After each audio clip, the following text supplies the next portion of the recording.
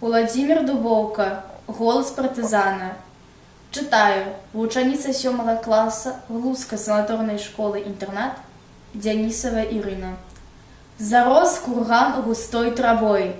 Над ім няспынны шум дубоў. Знайшлі тут вечны супакой і я, і 6 маіх сяброў.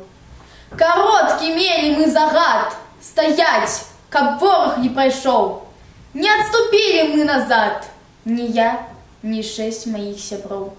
Як бліскавіцы з навальніц гарэлі тут агні агнёў, а мы знішчалі чужаніц. І я, і 6 маіх сяброў.